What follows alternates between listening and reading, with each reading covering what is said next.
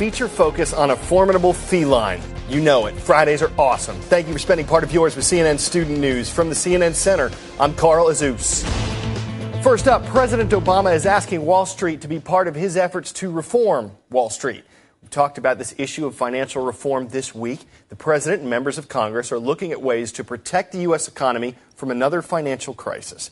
Yesterday, President Obama took his message to New York, to Wall Street.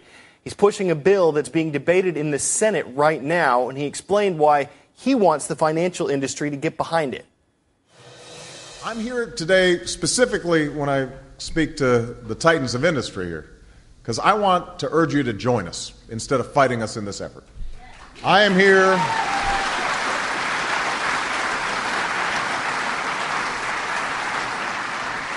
I'm here because I believe that these reforms are, in the end, not only in the best interest of our country, but in the best interest of the financial sector.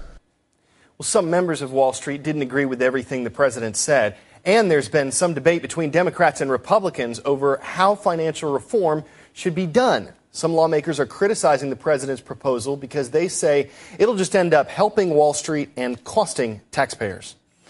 While the president says he wants to reform Wall Street, the bill that we have in front of us will actually provide permanent bailouts for Wall Street and enshrine too big to fail, things that Republicans don't do in our bill to reform the regulatory system. Quick follow-up on that story about an oil rig fire in the Gulf of Mexico. You can see it in this iReport from one of the rescue workers. The Coast Guard says the rig has sunk. That happened Thursday. When we recorded this show yesterday, 11 people who'd been working on the rig were still missing. Heading overseas to Thailand, where grenade attacks in the capital city of Bangkok have killed at least 3 people. A Thai official said the grenades came from an area where people who were protesting the government were gathered together.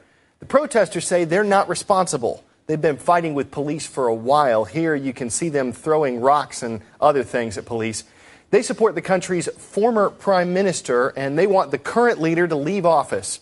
After these recent attacks, Thailand's prime minister called an emergency meeting to figure out how to deal with the situation. Moving from Thailand to the Persian Gulf now, where Iran is running a massive military drill expected to last 3 days. An Iranian official says the goal is to show off the country's military strength. It might look like a real battle. What you're seeing here is just practice. The U.S. Navy says Iran has done this sort of thing in the past. This one is getting more attention because Iran talked about it ahead of time. Today's shout-out goes out to the 8th period current events class at the Tennessee School for the Blind in Nashville, Tennessee, who is credited with saying, "A penny saved is a penny earned." Is it Benjamin Franklin, Mark Twain, William Shakespeare, or P.T. Barnum? You've got 3 seconds. Go.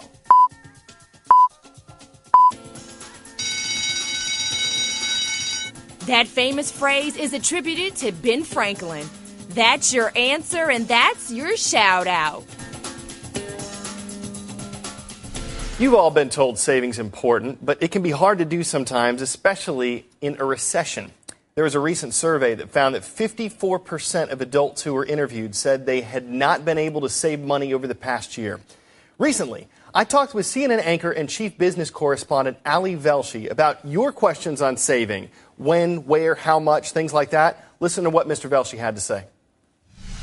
First question we have is from a student named Jocelyn. She wants to know at what age students should start saving. Some people start saving when they're born. People give gifts and parents put that money into bank accounts or piggy banks. It is never too early to start saving. That's why we have piggy banks.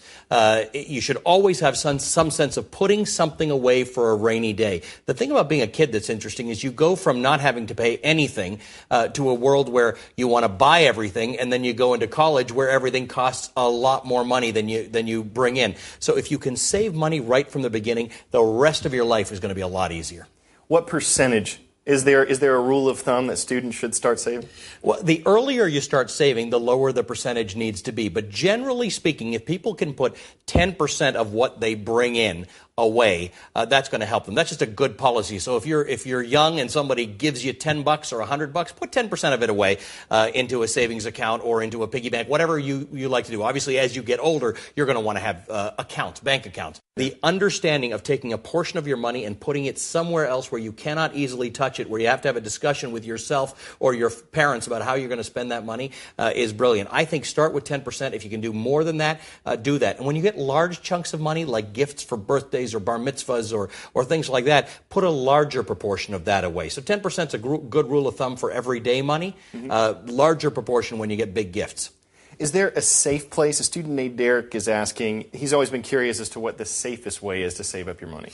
Bank accounts can be held by everybody these days. Having a bank account is a great idea because it gives you one extra step in having to spend that money. So you have to put it away into an account, and you have to think about the fact that you're going to go in and get it. You don't want it too accessible. A jar, all you got to do is take the lid off and take that money. And you certainly, once you start building up some savings, you don't want to keep any significant amount of money inside your house. Excellent ideas from Mr. Velshi about saving money. One way to get started is just to spend less in the first place. There's a group of students in Washington, D.C. that's looking at how to do that in school. As photojournalist John Bodner shows us, these teens are learning you can save some green by going green. Okay, I am measuring to figure out how much power the pencil sharpener is drawing. We work with schools, all elements of it, teachers, students, administrators. This is what we're going to use to see how much power is being drawn by each light bulb. And trying to teach energy efficiency and bringing that to the schools and back home. I would definitely take home to my parents and talk to them about just energy efficiency and how we could save money. Now we're going to take some energy data and go upstairs and check out how efficient our school is. The first is to educate students about the link between energy and the environment. The desktop is right here, and I'm guessing that uses the most energy since it's always on. The Green Schools program hopes to save energy in schools and allow schools to have that money to spend on other things. 80 degrees Fahrenheit, that's pretty good. The third is to expose kids to careers in energy and other green careers in sustainability. We've been burning coal and wood for the past thousands of years, and it's just starting to really hit us. Young people have all the tools at their disposal. It's not a heat gun, it's an infrared temperature gun. And the Alliance to Save Energy is really working to get those tools into their hands. So this measures the luminosity of any particular light source. Young people can be the center of moving this forward, making our buildings, making our society, making our schools far more efficient than they currently are. By applying in my own life, I'm educating the people around me. And by bringing some of the things that I learned in class today to administration could help the school for years to come. Bad news. Our tour of national parks is just about over. Good news, we got one more to go. For our last stop, we are heading across the country up into Maine and Acadia National Park.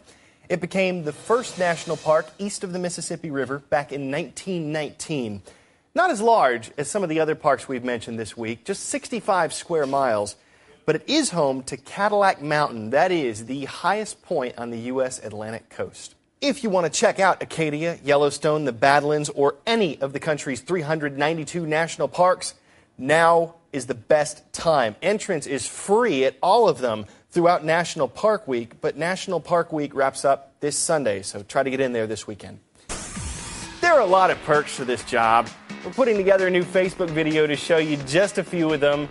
It is every bit as goofy as many of our other Facebook videos. Will it be up over the weekend? You're going to have to find that out for yourself. You see the address right there, facebook.com/CNN Student News. Before we go, some tall tales are made up. This one is pure magic. Scarlett's Magic. That is the name of the cat. And the cat is the tallest one in the world, certified by Guinness and everything. More than 17 inches from shoulder to toe. That is a towering achievement. What's incredible is Scarlett's owner says she has more growing to do. It makes you wonder if she has any other special features. For example, maybe her senses are heightened. That pun was a straight-up catastrophe. But sometimes coming up with a good pun at the end of the show can be a tall order. We hope you guys have a great weekend. For CNN Student News, I'm Carl Azus.